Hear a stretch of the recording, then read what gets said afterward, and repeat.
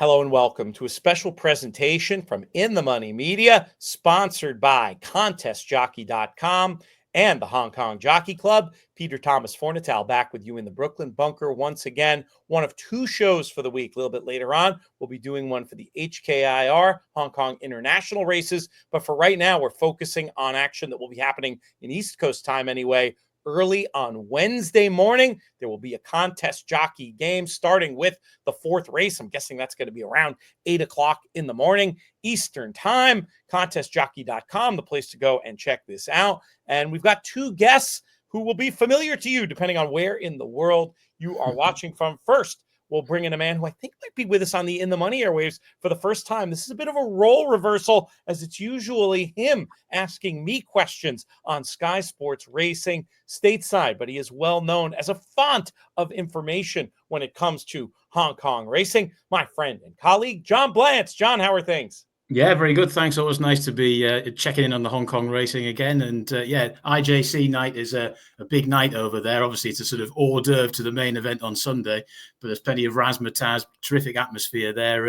And as ever at Happy Valley, it's tricky to try and find the winners, but you can find them. One man who's found plenty of winners for you, whether you were listening to, I think the last time he was on here was for our Pro Players Roundtable ahead of the Breeders' Cup, where, if I'm not mistaken, he gave good shouts to both the Turf Sprint winners who paid prices. At least I know we did. Between the three of us, I had several people tell us that was the best info they got out of the shows, but he's always good with a winner and a story. He is Sean Boarman. Sean, how are things? Doing okay, P. How you doing? Good. I realize, given the result of the Breeders' Cup Betting Challenge this year, we can still use, you may not be the reigning BCBC champ anymore, but you still are the record-setting BCBC champ. I'm going to put that back in your byline. If you want. Thank you. I'm sure you smiled when you saw that your total had not been surpassed. That was the only good thing that happened that weekend. Just keeping my ego slightly inflated. John, you mentioned about the International Jockey Championship element of this Wednesday card. Let's start there. We're going to have a lot of uninitiated players. This contest on Contest Jockey, it's a free roll for $800. So I think you're going to see a lot of people worldwide signing up over at ContestJockey.com. They're going to be unfamiliar with the concept of what this International Jockeys Challenge is all about. Can you give us a couple sentences in broad strokes about how it works? Well, basically, the jockeys that are over will be having rides, maybe for HKIR also come over to do this meeting as well. For instance, Holly Doyle, Tom Marquand will be there, and one or two others from around the world. And they do 4 races on the Wednesday nights, usually race 4, race 5, race 7 and 8, and 12 points for a win. I think it's 6 for second, 4 for third. Forgive me, the scoring system is not quite in my brain as it used to be. It just adds that little bit of extra interest. Oftentimes what will happen, though, is your Zach Purtons and your Karis Tetons of the world will know the little tricks of the trade at Happy Valley slightly better than your Mikhail Barcelonas, etc. And it often pays to sort of stick with the hometown jockeys in this spot. Zach Purton does pretty well. And when Silvestre de Souza was riding there, he did pretty well in it too. But you never know. One or two of the international riders have got some good mounts on Wednesday, so they might go quite well. Excellent. Definitely adds a little bit of intrigue to the evening, as does this event over on ContestJockey.com. We're going to start off talking about the fourth race on the card. This will be the first leg of that IJC championship, also the first leg on the Contest Jockey tournament. Not going to get into all the particulars of the Contest Jockey, how the rules work and everything. That's all up there on the website. You can check it out. You know what I will do? I'll share my screen quickly and just show you what that page is going to look like. I'll give the quickest rundown of the rules. Basically, you have a minimum bet you have to make in every race, 1 horse to win. You can go all in at any time. Those minimum bids, or blinds, if you will, do escalate throughout the tournament, like in a poker tournament. There should be some familiarity if you've ever played in a poker tournament. Anyway, you can check that out on their site. It's very cool. It kicks off in race number 4, and Sean will bring you in for your thought on this one. Let me ask you this. Is this a race you're interested in betting outside the context of the free roll contest, or one you might just take a flyer if you're going to get involved on Contest Jockey? I'm just starting my handicapping process for this card, so I don't know. I'm probably interested in betting all of them if I if I come up with something um, individually, and then I might look at the 6 up as well. But I'll definitely play the Contest Jockey contest. And where's your eye drawn in this event? It looks to me it's a 1,000 meter, basically a 5 furlong sprint with plenty of speed. There's speed drawn inside, there's speed drawn outside. So that, I think that usually leads to a pretty quick pace. So I'm going to try to find a decent closer that's got a good draw. Off the top of my head, number 3, Lean Master would be an interesting horse, and number 4, Champion Method, possibly also. Looking to find one of those maybe to get the right kind of trip as we kick things off. John, how about you? Do you have a strong opinion in this race, or is it more of a lean? It's a tricky one, this race. Champion Method is the one I've gone with. If you watch his last race, which you can find all the replays on the HKJC website, he gets rather outpaced, got into a bad position, but then managed to thunder home, as befits a horse who'd been running over much further prior to that last run. And he was slaloming around all over the track to get it to actually deliver that run late in the race. And he managed to do it. So stall 2, Karis Teton aboard this time. I think he'll be able to get into hopefully a slightly better position in the run than he did last time. He's going to be mid-division. As Sean was saying, there's plenty of speed engaged in the race. There's a horse called Not the Silly One, who went forward in that race that Champion Method won last time, so should ensure a similar sort of pace. And if Champion Method can just be slightly better positioned in the run than he was last time, he should be coming home very strongly. You mentioned about the HKJC website. I had that in my notes to make sure we highlight people who want to do their own form or follow along. As you said before, John, it's really a wealth of information. Once you navigate, if you're coming from North America, most likely you're going to want to navigate to the English version of the website, which is pretty easy to find there in the upper right-hand corner, though it took my slow brain a second to figure it out. But lots of information as far as all these races go. Better, a lot more information than you're going to be used to finding, and conveniently able to download into PDF formats for those that want to go in that direction. Let's pivot to race number 5. This is another handicap, second leg of the Longines International Jockeys competition. John Blantz, we'll keep it with you for a thought on this one. Well, there's a horse called Charming Steed here. Ordinarily, I'd like to oppose. If you look at the bare facts of his record at this level, Class 4, he's only 1 win from 26 starts, which does not sort of give you a huge amount of encouragement. But if you drill down into that, over the 1650, he's 1 from 6 at this track and distance. And he won well last time out in the hands of a young claiming jockey. Zach Purton's on this time. He went a really strong gallop most of the way last time. He'd have been well within his rights to curl up. He didn't. He's got the upgrade again. He's got a slightly lighter weight to carry. Zach Purton, 120 pounds is not an easy weight for him to do. He'll have to go without a few desserts this week to do it. He wouldn't necessarily do it if he didn't have to, especially for a pretty moderate race. So I think Charming Steed, is now a better horse now. He's miling as opposed to sprinting. And I think from stall 2, he should get almost the perfect position. And he should be tough to hold out here, I reckon. It makes sense. Speaking of dessert, a man who loves to get in at that end of the meal. We'll bring him back in now. Sean, what do you think? Can you swallow this one with the 1 for 26 record, or do you have another idea? Yeah, oh yeah, I could certainly swallow it. It's Zach Purton. You almost never want to oppose him, especially drawn well. He's really a master of pace, and this horse has shown the ability to go to the lead and run strong throughout, as John mentioned. But he can also finish. So I sort of imagine Zach sets a really perfect trip with this horse. Another one I'm a little interested in is the horse right out to his outside, Jumbo Fortune. I think Hugh Bowman, the jock, fits this horse well. He's a strong finishing horse and a strong finishing rider, and he's got the best figures on my stuff. So I'm going to look at Jumbo Fortune as a potential play there. All right, a couple of good ideas as we continue apace with this Wednesday Happy Valley card. Next up, race number 6.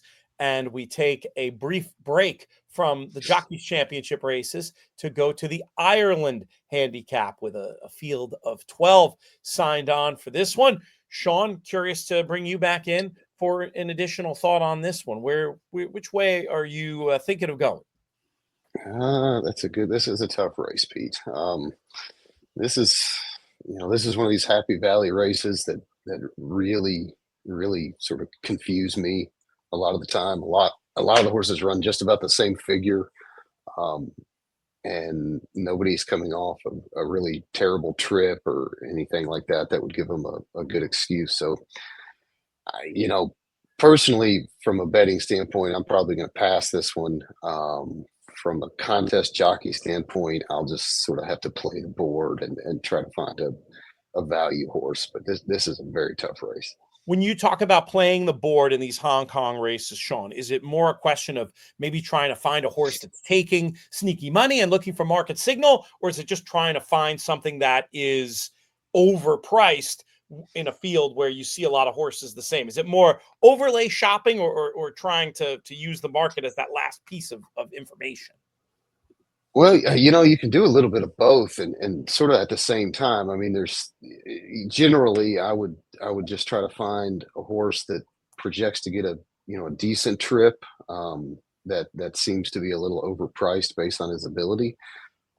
Sometimes you can get like a big long shot that could both be overpriced and catching a little money. The nice thing about Hong Kong is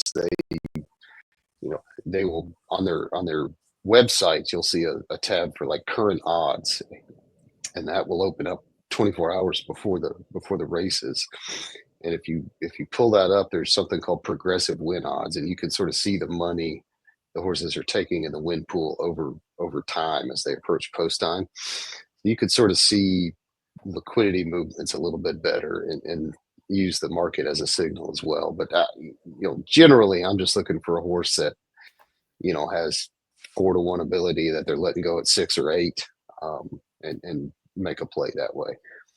John, any more clarity from you on this one, or are you also seeing this much of a muchness about the field? Well, it's tricky. As Sean was saying, when you get to a race like this, you then kind of have to sort of play the Happy Valley stats percentages. And I'm slightly concerned about a horse called Master of My Universe, who came home very well in his debut last time out. He's trained by John Size, multiple champion trainer in Hong Kong, He's got a very funny way of training Size. He very rarely gets going in the first 2 or 3 months of the season. And then when he starts, it's a juggernaut. I think he's beginning to start now. This horse came home really strongly last time. There's definitely more to come. I think the horse called Smart Fighter, who gets stall 1, if you want to have a bet in the race, is probably going to be the way to play it. I haven't seen the markets yet. That have just opened up really for the meeting on Wednesday. But I think he gets out. He should get a very good position. James McDonald aboard. If he doesn't lead, he'll be either leading or he'll be just off the back of the speed. He's got effortless gate speed, so he should be able to get into a nice position, and he'll be tough to hold out. As I said, I don't think he's a certain winner of the race because he's exposed, but I think he'll go very well. All right, let's continue along with the 7th race on the card. We're back into these Longines International Jockey Championship handicaps with this 7th race. John, who's your idea of the winner? Well, a horse called Super Unicorn was actually first past the post last time, but he fell foul of the steward's room, that sort of hothouse there at Happy Valley. He sort of lugged in to the eventual second, who's a horse called Lavera, who reopposes again on Wednesday. But I thought that was a good run from Super Unicorn. The draw gods are smiling on this horse. His last 5 starts, he's drawn 2, 1, 2, 6, and 1. So he's been very lucky in that respect. He's got one on Wednesday night. In that race that I referred to, he was quite close to a pretty solid gallop the whole way. Then he got into a little bit of trouble as they turned for home, then was unleashed. And then when he got to the front, he just lugged in to the eventual second, hence why he lost the race in the steward's room. But as I say, he's been handed a very nice draw again. You got Mikhail Barcelona aboard, who has gone pretty well in the IJC in the past. I certainly wouldn't have any problems with him. And from stall 1, I think Super Unicorn will go very well. A name that I have a feeling there's members of your family might respond to, Sean. That's Super Unicorn. I know that would be the case in mine. For sure. Are you seeing the case, and do you have any others to put forward? Oh yeah, I definitely see the case. This is the type of horse that he's going to get the sort of the perfect Happy Valley trip. He's going to be in the front half of the field, probably the front third or quarter of the field, glued to the rail, I imagine. Might be sitting in the pocket, and typically, if those horses can just enter cleanly in the lane, they've got a huge shot. So he's a certain contender. The only problem is they bet those horses quite a bit because it's so known that that's such a good spot. Um, I might take a shot with Daring Pursuit, the 6 horse. I think he's tactical enough to stay in the hunt. He had to run wide last time without any cover, still finished nice. You pick up Ryan Moore, which can't be a negative, I don't think. Um, Although I will say sometimes these guys will ship in and not be as adept at Happy Valley as they are at Shot 10. It's a tricky place to ride, but I think Moore rides it pretty well. So I'm going to take a shot with Daring Pursuit. That reminds me of a conversation I had with our buddy Rob Dove, one of the top 10 pro punters in the UK today, thinking back to that to the Breeders' Cup and saying, he believes Moore is so skilled that post position doesn't matter when it comes to him. Like don't ever take a negative post as an angle against Orion Moore mount because he's just so good when it comes to getting them positioned. So maybe he will be an interesting alternative there in that third race of the IJC handicaps. We'll get to the final one now, which goes as race number 8. It's with U.S. races, I always note, and it's a full field. You don't really have to do that in Hong Kong, I suppose, because it's always a full field. One of the reasons, Sean, I know you've taken your tack over there, betting mostly now at Hong Kong as opposed to domestically, though you do dip a toe from time to time. Who do you like in this 8th race on Wednesday morning? Yeah, this is another tough one. Most of the faster horses for me are sort of drawn outside, and there's not like a clear standout figure horse. And there's 5 or 6 horses all sort of lumped together that have the same ability. So it's another one where I'm just going to try to read the board a little bit and find a play. But I will say I'm a little interested in Spicy Gold. He's won 3 races in a row. So he's definitely going to get bet, but he's in great form, finishing nicely, and the trainer is also in great form. He's probably got the highest win percentage over there of any of the trainers. Won 2 or 3 last weekend and then ran second a couple times. So he's definitely in form. It's interesting, Sean, you talk about the Hong Kong racing in such similar terms to how we talk about American racing. Now, when you're talking about figures, you're talking about the proprietary speed figures that you make, but there's lots of other info available. It sounds like those, not only just the quality of jockeys and trainers, but those short-term fluctuations of form can come into play as well. John, how about you? Who do you think holds the edge in this finale for the IJC handicaps? Well, just on the point about those speed figures as well, if you click on something called Speed Pro on the website, you'll find a whole host of figures as far as pace and energy sort of distribution is concerned and all that sort of stuff, which is, again, a wonderful, wonderful resource if you want to drill down into Hong Kong racing. I like a horse called Gustosissimo in this particular spot, who does sometimes have speed. Had to work to get to the lead last time, was 6 wide around the first bend. Still got into the lead sort of halfway down the far side. Bear in mind, they turned twice in 1,200-meter races at Happy Valley. And he got to the front. It was on a yielding track, which might have made things slightly easier from a leader's perspective. But it was still a very good effort, given the work he had to do in the run on that occasion. This time round, barrier 3, Hugh Boarman aboard. Obviously, very, very good jockey. And, of course, rides permanently out there now.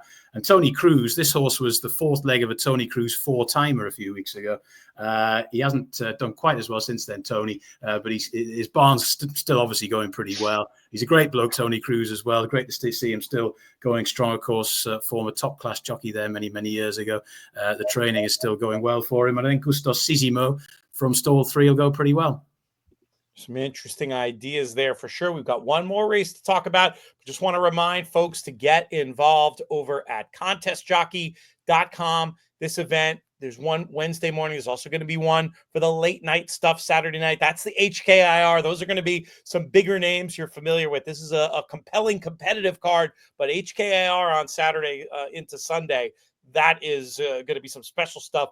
This is worth getting up early for. That's definitely worth staying up late for. We'll plug again the HKJC website. Also, if you're interested at all in Hong Kong racing, make sure you follow our man Andrew Brown. Does a great job helping out with the Hong Kong North America Twitter feed, HK Racing US at HK Racing US. Hopefully, we're going to have Andrew with us to talk about the racing on Saturday night. We'll have another show up. I will probably do that one on Thursday. So if you subscribe to the In the Money Media YouTube channel, you won't be able to miss that. But if you subscribe to the Hong Kong Racing US feed, that's just another way to get terrific information. One more race to talk about, John. We're going to have you kick off our discussion of race number 9, the Japan Handicap.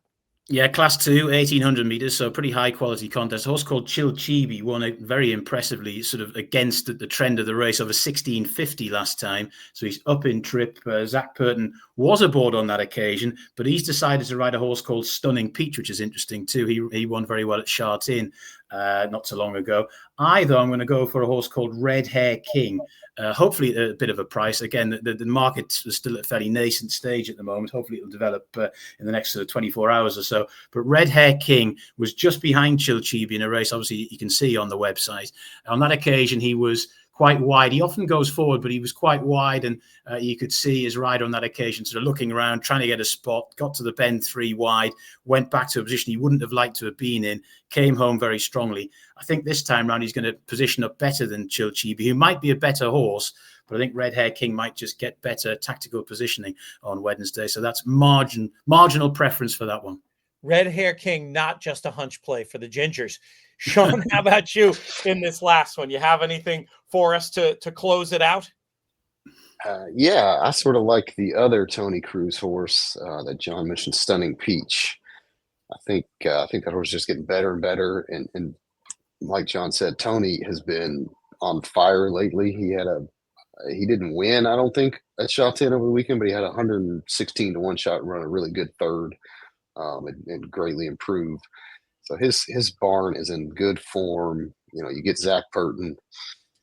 You can't go wrong with Purton. And this horse, I think, is just getting sort of incrementally better. He's an old Joseph O'Brien horse from Ireland. And he was pretty good in Ireland, came over here and has just sort of steadily improved. Had a little trouble last time. So I think he's sitting on a big race. Good stuff, boys. Really enjoyed chatting with you. We're going to have more Hong Kong content a little bit later in the week. You know, John, no good deed goes unpunished around here. We may just draft you back in for that one as well. Really enjoyed speaking with you. It's kind of fun being the one to just answer the questions and sit back and make you do the hard work. Great. Well, I'm sure I'll speak to you on stateside at some point tonight. And actually, funny enough, I'm about to go and do a shift elsewhere, which will involve watching lots of American racing. So I've got Mahoning Valley, etc., to look forward to this evening here in the UK. Nice.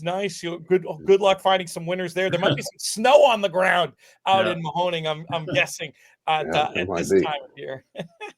You've spent many a Monday and Tuesday afternoon playing Mahoning in your time. Yeah, too many. Good stuff. Sean, great having you. John, great having you. Peter Thomas Fornatel reminding you once again, get all the info you need over at the HKJC website, Hong Kong Racing US, contestjockey.com. We will be back very soon. I'm Peter Thomas Fornatel. May you win all your photos.